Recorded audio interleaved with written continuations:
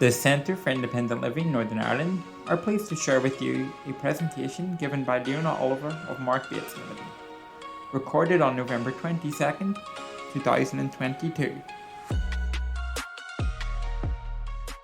So there's lots of support out there, and it's just knowing sort of where and when to seek support and how to access that. So that's what we're doing today, is when it comes to having difficult conversations perhaps with your personal assistants, how to go about approaching that, and kind of your do's and your don'ts as well. That's very important to kind of know what you can do and what you should do, and of course also what you shouldn't do, and what can be quite a sticky patch to go through, and what you can do to de-escalate that. So 4 golden rules is something that we like to rave on about. 4 golden rules for direct payment employers is a really key message.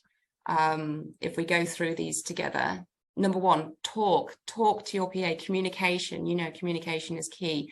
It might just be, perhaps your tea's not strong enough, and you don't like it made that way, it's too milky, it's a comment, it's a conversation. Even make a joke of little things like that. You can nip kind of very small things in the bud as you go along.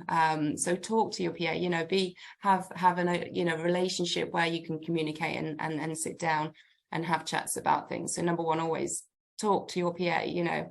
That's the most helpful tip. Listen to your PA. So she may be saying, I'm not great with tea, perhaps my culture isn't much in the way of tea making, we prefer coffee, I don't know, but have a listen to what their responses are. That can be one of the most important messages, because of course there's talking and then there's listening, and they're 2 very different things. So listening to your PA is a top tip.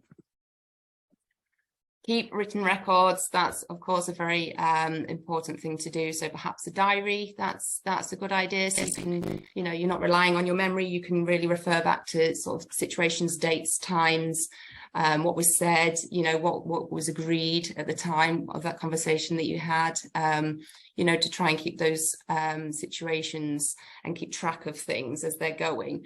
So keeping written records is a really key. So it can even be all of the documents and paperwork that comes alongside employing your PA as well. So you can really, refer back to things and be able to pick apart things when needed. And you can see where, if there's perhaps patterns, or if there's, say if they perhaps were coming in late every day, if that's something that's becoming frequent, you've got kind of a bit of a, you can see here, you were late on the Monday, you were late on the Tuesday. Yes, you were good on time on the Wednesday, but again, we went late on the Thursday. So you can refer back to that, and you're not just sort of relying on your memory to try and reiterate how and remember how things and situations have de-escalated. And then the biggest tip would be know when and how to seek advice, because of course with employment law there are certain responsibilities and rights that you need to be very conscious of and aware of, and follow certain procedures. So that's the biggest. If there's nothing else that you can hear from me today, is please seek advice, because the insurance that covers you for your PAs, and this is the same with other insurance providers as well, is that you can invalidate your insurance policy based on steps that you've taken without seeking advice first. So with every insurance policy in relation to direct payments, you will have a free legal advice helpline. So it's 24 hours, it's free, it's unlimited, so it doesn't matter how often you call up. But that's the main key message of today, is to seek advice, even if you think perhaps it's not really worthy of a call to your insurance company. You think, well, that's a bit extreme to get on the phone and make a hoo-ha. It's not, really, we encourage you to reach out, and as soon as there is a situation or a frustration or a issue or anything that you're feeling frustrated about, it's really important to keep your insurance valid by reaching out, because at that point we can offer you guys advice, and then the advice then is followed by yourselves, and then you can reach out again if that it's getting worse, or if you're not sure, you're still not feeling comfortable, you can reach out. You can just keep reaching out, and then we actually have, so the ILG support is our advice helpline. we will diarise getting back in contact with you until you are satisfied and, you know, confident and comfortable that the situation has, you know, diminished and there's no longer an issue. So seeking advice is, and I'm going to keep saying this throughout this whole this session today, as the most important message is to reach out to your insurance company. So the insurance will cover, will look to cover legal expenses and compensation, if there's any compensation to be awarded to the PA, if the advice is followed. Each time there's some advice provided, it must be followed, and then you need to keep in communication at all times. So that's the key message here. So 4 golden rules: talk to your PA, listen to your PA, keep written records, and know how and when to seek advice. Is there any questions at all? Is there any questions on the chat? Does anybody want to ask me any questions before we move on? I suppose I just want to ask them, because you kind of emphasized there, it's good to seek advice while a problem or an issue is still small. Yes. It's much better to proactively seek advice while it's quite a small issue and not leave it too late.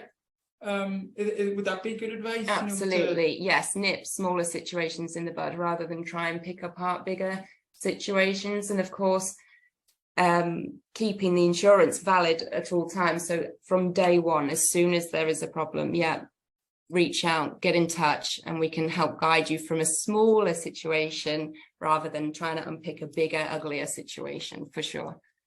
Can I just ask, if someone takes advice from another company or a friend on how to deal with an issue, and doesn't either take your advice or follow your advice, how does that impact on support with legal costs and compensation? That's a really good question. It's a really good question. So it must be through your insurance provider, the advice that you seek and that you take.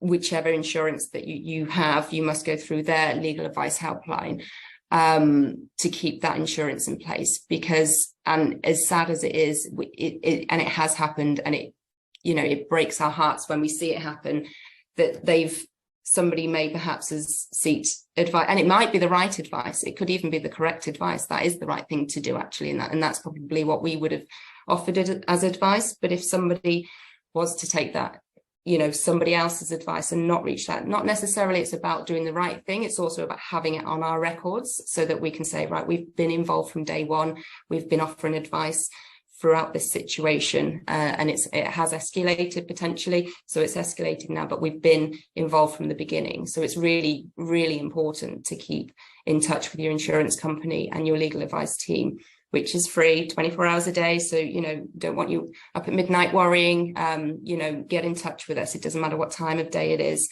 or how small the situation is, but it's vital that, you stay in touch with your insurance company. What are the consequences if you don't? If you don't, the insurance, is invalid. It can potentially be invalid because of many different reasons, really. So you can have a scenario where the advice perhaps is wrong. That's not what we would have offered. It could be a case where potentially the advice was right that was given and they've done the right thing. But because we've not had that chain, that record on that person's file, if it did end up in, worst case scenario tribunals, we don't have that track record complete on our files to say, we've been throughout this day one. So it can void the legal expenses if that person sadly was to be, the PA did take them to a tribunal and the PA was to be awarded a sum of money. The insurance company, will look to everything. They will look to finding a solicitor, covering legal expenses, but the main thing is to keep in touch, because that's where, unfortunately, and as sad as it is, and it does happen, it has happened in the past, the cover is withdrawn, and as you can imagine, it can be quite expensive to go through legal processes and tribunals. So it's vital that you guys, you have this free service to reach out just for the sake of a phone call, pick up the phone, or an email, or a WhatsApp. We have WhatsApp, there's also any form of manner, get in touch with us. and use that service that's freely available. It's vital. Yeah. Any more questions before we move on? I did put together a sort of a do's and a don'ts list. I don't know if you guys can send out the presentation to everybody so they can refer back to it, perhaps by email or. Yeah, that was asked. So we'll do that. We'll share the slides afterwards. Perfect. That'd be ideal, because there's lots to go through, and I can appreciate, it's a lot to take in. So don't, feel that you need to write down notes. But so moving on to the do's. And you can see again straight away, always seek legal advice first. I'm going to keep hammering it in because it's the most important message. So as soon as you think, oh, I don't know what to, this is, what's happening, just pick up the phone, speak to us first, or your insurance provider first. So number one, have confidence in being an employer. If nothing else, we'd like to try and empower you. You are the employer. I know it's difficult because you're in a home setting and sort of boundaries can be blurred, but you're an employer. You have the right to say, can we sit down? Can we have a conversation? Can we have a chat and communication? So have confidence in that role that you are now the employer, and having that confidence behind you and understanding, is vital. Be clear and be honest. So, don't beat about the bush, just what is the problem and communicate that problem. Keep it informal. That's a massive thing. Having a conversation, try not to be emotional, but still be professional. I know it's very difficult to kind of find that position, but remember that you are the employer. Explain the reasons why. So why it's having an issue, why it's causing you concern, why it's maybe it doesn't seem like it would be an issue to anybody else, but it's, it's causing you stress in your own mind, perhaps, communicate that, explain why it's perhaps a problem. It might not be a problem in everybody else as well, but for you and the way you'd like to receive your care, it could be an issue. Suggest improvements and steps forward.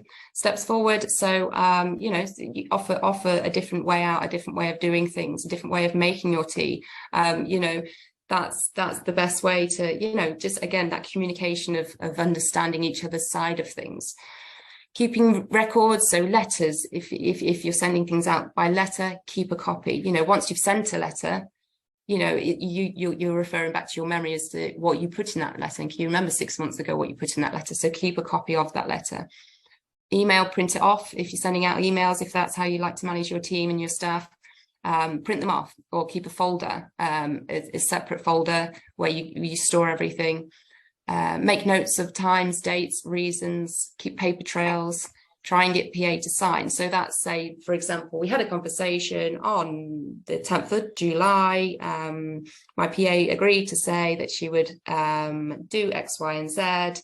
And then once you've had that conversation, you could perhaps ask them to sign, to say that you've had a conversation about coming in late or whatever that reason is.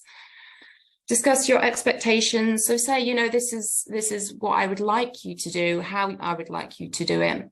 So that goes on to the next point as well. Imagine an office environment where the boss sets the standards, how, when, where, why. I can't, with Mr. Mark Bates, turn up late. I can't, he's saying, I need you to be at your desk by such and such time. I expect you to do X, Y, and Z. And it's the same thing, have the confidence in being an employer and setting your standards in your home and your care. Any questions on that point at all? Is there anything in the chat with those? Are they making sense? Is that nice and clear for everybody? It can be quite a lot to take in. Don'ts, what not to do. So there are certain things that are, again, I've put it in bold there. Don't act without advice. It's my main message for today, and this is going to stick in your brains. I'm imprinting this into you. Don't act without advice. Don't think to yourself, and of course, acting in anger. And I think that, it does say that there. It can be easy, can't it, to just, I do it with my kids all the time, just say something. You think, why on earth would you say that to a child? Don't just randomly come out with something in a rage, in anger, because you're frustrated. There's certain statements, get out, you're sacked. I'll make you redundant. There's certain things that are going to be taken the wrong way and potentially can, you know, end up in employment disputes. And you might not have meant it at the time. You might potentially just talking out of hand or out of anger. So there's, you know, don't just do something until you've spoken. So wait to the end of the shift, perhaps, until if you're not feeling happy, pick up the phone and speak to us, or Centre for Independent Living. You know, they will point you in the right direction if you're more comfortable speaking to one of your advisors here. But don't do anything until you've spoke to, you know, a legal advice helpline, and they're going to guide you with your next steps and reassure you and help you go through the process of your next steps. So discriminate, that's a big thing. That's something that, you know, everybody needs to be aware of. There's certain discrimination characteristics that we all need to be aware of, because you can make a simple comment that you don't think's offensive, but those can be offensive. So we've got age, disability, gender reassignment, marriage and civil partnerships, pregnancy, paternity. I was desperate to learn these off by heart, but there's absolutely no way. I think there's 9 in total. Race, of course, religion or belief, sex and sexual orientation. So we need to be really careful of certain, you know, maybe you've got those opinions, but we need to keep them inside and not voice them, of course, because that's your employee. We need to be mindful of certain people's or certain scenarios that can escalate very, very quickly. And you didn't mean it to. It's just happened. Jump to conclusions. Can I stop you a wee minute there? You know, potentially you've had a scenario where something's happened and you've instantly blamed your PA because she's not been doing so well recently, and actually it turns out it was your grandson who came in and nicked the biscuits out of the cupboard, you know. So don't jump to conclusions, don't immediately blame or point the finger. That's something to be sort of mindful of and wary of. Don't speak in anger, of course. Don't sack anybody, don't make them redundant. There's certain steps and procedures that must be followed and must be taken. When it comes to employment rights, everybody has their rights when it comes to employment, and it can cause some serious sticky situations if we just say, right, that's it, get out my home, you know. That can be taken, you know, very much the wrong way. Don't discuss with anybody else, including your other family members, or even if they're in the household.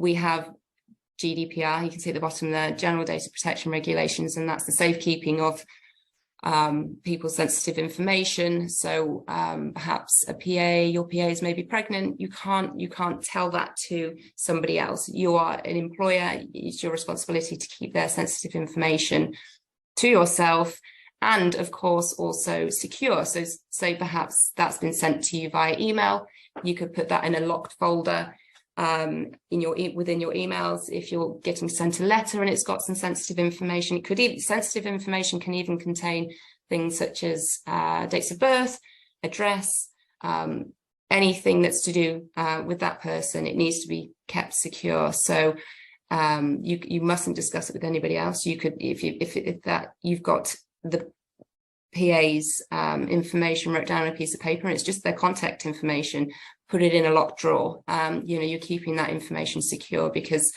it's very important to be mindful of people's sensitive information, and we don't want to cause somebody concern when they've perhaps reached out to you with a sensitive subject. Maybe we need to be very mindful of that. So don't do that. Remember, I can't believe I've not put it in bold at the top there. Remember to reach out to your insurance company. So remember, these are good points of remembering. Before I move forward, is there any questions about the don'ts come up at all? Have you guys got any questions in relation to any of that? It's very difficult when you're in your home environment and something happens in relation to your PA. Not to feel you want to discuss it with your nearest and dearest. Absolutely. And keep that to yourself. It's very challenging. That's a good point. Yeah. Very tricky, very tricky. Yeah, it is, and I can appreciate that.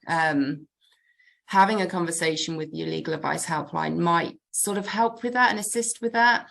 There are scenarios we're aware of course, that you feel that you should be telling somebody else within the household, but you must reach out to the legal advice helpline first. I know it's going to be difficult. The first thing I want to do is ring my husband and tell him something when something's happened to me or potentially is going on. But we do have to be really mindful of people's situations and their details. So potentially just a quick phone call, even if it is nothing to be of concern. And the insurance company are quite, you know, the legal team, they're very happy and welcome to many calls. They would rather say, don't worry, you know, that's okay, you know, not to worry. We're going to reassure you that that's not so much of an issue. So it's okay. Coming from, and then you can maybe discuss in a generic format situations, but it's just being mindful of certain situations and scenarios. Yeah. Just off the back of what Dana's asked, actually, because we would allow our employers to have an authorized contact. I'm just wondering what the kind of idea would be there in terms of if an employer let their employee know at the start of their employment that they had an authorized person, like a second in command. What way? That's interesting. That's a really good question. I'm kind of thinking if an employer let the employee know at the outset that this was an authorized person, because I'm just thinking our employers would often authorize a second contact, but also as well, there's plenty of instances where there might also be a second person authorized, you know, on the bank account or through the Office of Crime Protection. Yeah. What way do you think that would stand if the employee knew that there was? Could the employer talk to the authorized contact? So you have the employee knew about that? Yeah, absolutely. So you have what we have at our employment, at our work, and also available to you guys to use is what's called a privacy notice. Is that ringing any bells? A privacy notice, so you can hand those out to your employees to let them know what exactly you are doing with their information, and if there is a third party or there's a certain somebody that would need to you know, have that information or have access to that information for sure. But you can either get those from your legal advice helpline. They can help you with those, or they'll help you know, have that. Believe it's emailed over to you. Whether that's hard copy, you would have to ask. I'm not 100% sure, but you can also, we have so ILG, so Independent Living Group. ILG Support is the legal advice helpline from them. The Independent Living Group is an online membership that you can sign up to for free, and there's lots and lots of documentation that you can use, access and personalize. There's templates and risk assessments, and privacy notice is one of those documentation that you can have access to for free. It's completely for free. There's no you know, underlying kind of things to sign up to there. The Independent Living Group is for anybody that's dealing with direct payments. So if you're a professional, so if you're an individual employer, you can access that. They don't have to be using Mark Bates. And they don't have to be using Mark Bates Limited. Anybody can access that, which is it's really great actually that we've been able to offer that. We started the Independent Living Group a couple of years back, but yes, it's open to anybody and everybody involved with direct payments, and you don't have to have a Mark Bates Limited policy to access that. So somebody could potentially nominate they could also have one privacy notice. They could have somebody else that they could discuss things with if that person was known to the employee. Check it out with your legal advice helpline. Yes, every scenario is different for sure. So, but if you had any queries around that and you had a certain particular person in mind that you're thinking, okay, so does that mean that because my husband helps me out with a lot of the admin stuff, can he be privy to this information? Reach out, just pick up the phone and reach out and just make sure that all your ducks are in order for that. Okay. I would suggest would be the best thing to do. Yes, but we can talk about the Independent Living Group a little bit more after these slides. I've got some good information on that. So remember, these are kind of some top bits to remember. So referring to your contract that you originally signed up with your PA, the beginning of employment, you know, what you wanted them to come and do for you? What was the purpose of them being at your home and helping you out, remembering that kind of beginning stage, and have a look through the contract again. In fact, to be funny, it's quite interesting. Has anybody ever looked through their contract, their original contract from years ago? I did that long ago, and I was quite interested what, we do try. You should do that. You should do that. You should go back to the original contract, have a look through of what things were originally, put in, suggested and put in place. But that's what the legal advice helpline will probably straight away suggested, that, pick up the contract, have a look through, and suggest doing that with your PA as well, because there'll be some bits and bobs in there that potentially you just want to be reminded of.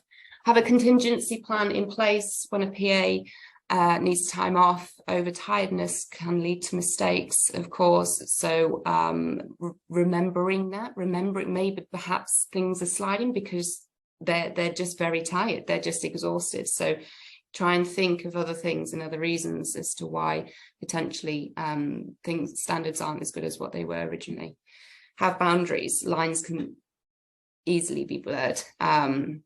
This is a very poignant point in regards to being in the home and having care coming in the home. It's not like as soon as you step into an office, you feel like you're in an office environment, don't you? And you think, behave myself, watch what I say. It's the same kind of thing, but you're in your own home. So it's very, very different. We need to just be very conscious that, if somebody's crossing a boundary, that, it's being picked up on.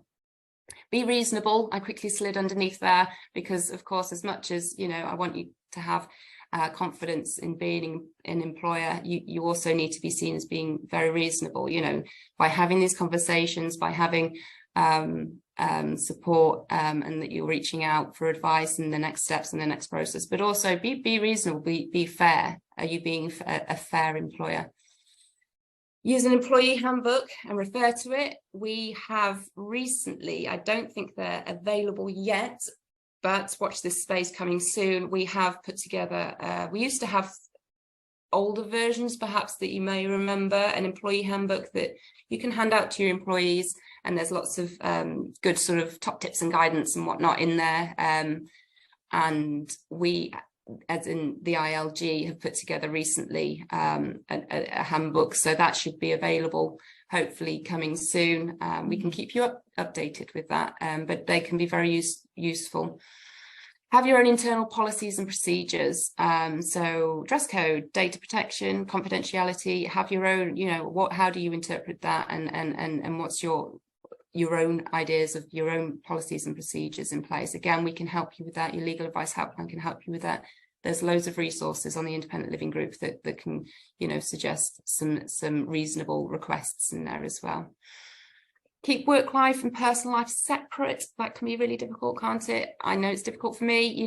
I socially get on really well with a lot of my colleagues, but of course we all do need to be careful of what we're saying, what we're doing when it comes to work life.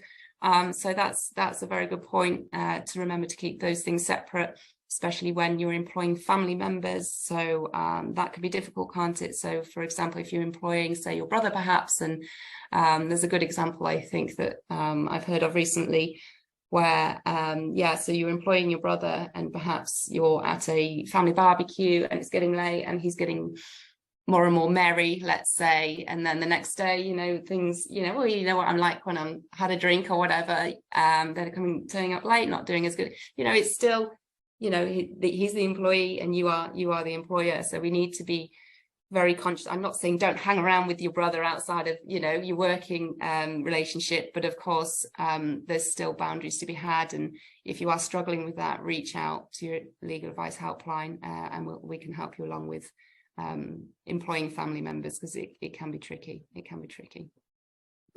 So that's remember. Any questions coming up at all? No, not yet. Nobody has any questions yet.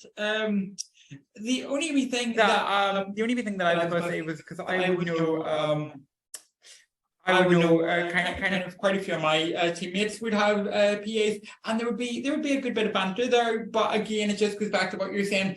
Maybe just get to know your PA and kind of get to know where those boundaries lie. Yes. You can have a wee bit of banter, but you also have to be careful in terms of maybe not taking too far, or for that kind of thing, because I think that would be, there'd be a lot of banter that would go on, particularly if you've got a PA with similar. You just have to be mindful of kind of. Absolutely, and employment law still stands, of course, and you kind of have to sort of be conscious of that in the back of your head when, like you say, we think, with a bit of banter and jokes and going backwards and forwards, that you're not, it's not going too far. Still have those boundaries, still be conscious of that relationship, that employee-employer relationship, which is tricky. It can be tricky, but keeping in contact with the legal advice helpline can give you some really great guidance along that. If you're ever unsure, can I say this, can I say that, just seek that support that's available to you. Next slide. What have we got? ILG support. Okay, so ILG support, like I said, comes under the umbrella of the Independent Living Group. So recently, this is who Mark Bates Limited, if your insurance is through Mark Bates Limited, you reach out for support, whether that is to Mark Bates Limited itself, and we can guide you over to the Independent Living Group support helpline, legal advice helpline. That's their phone number.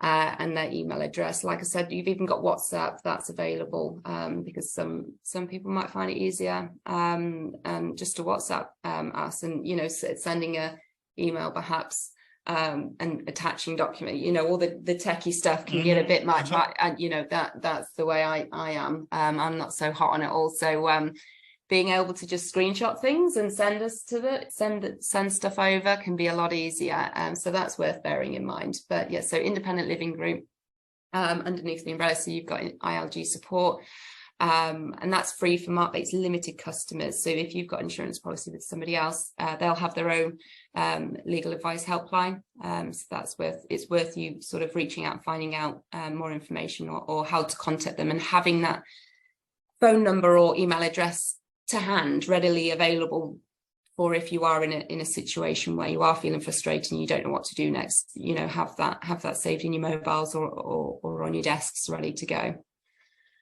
The Independent Living Group, like I mentioned, was set up a couple of years ago by us. So the ILG support team are a team that have come in. They're in-house at Mark Bates Limited. They work alongside us, so it's quite nice to have that close communication with them. But they solely deal with direct payment employers and health employers. So it's worth remembering that they're available to you, and they like I said before, they diarise, once you've reached out and perhaps you've got Chloe or Nathaniel on the phone, they're going to kind of stay with you whilst that situation's going through, which is a nice kind of touch, I would say, when you're feeling quite frustrated. They're going to come back to you and just make sure that everything went well with that conversation that we suggested that you have with your PA first, and then see if there's anything else more that we can do and offer help with. So that's worth bearing in mind. We have that's kind of almost what I was saying there: accessible communication, proactive support. So we're going to be reaching out and helping and guiding as much as we possibly can. Information hubs, so providing employers with easy to understand resources, because employment law can be so difficult to sort of navigate and understand, can't it? So sort of breaking it down into English and understanding that.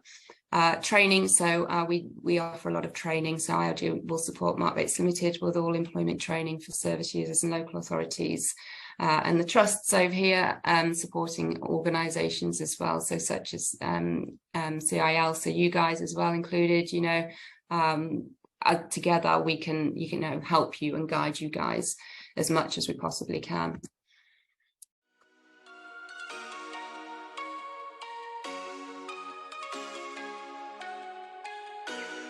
A big thank you to Leona Oliver from Mark Bates Limited for presenting this information session.